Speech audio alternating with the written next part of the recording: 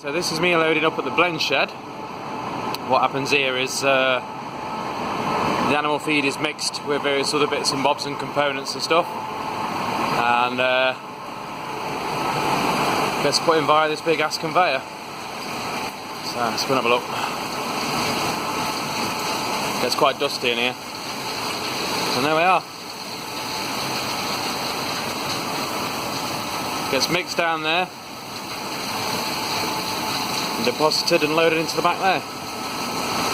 So this should fill these two compartments here. Then I've got to go and load them two back ones up for Oxford. So yeah, I got a 2016 Scania today, so the guy who owns that's off. So quite nice to drive. Anyway, check back in a bit. Cheers. Bye.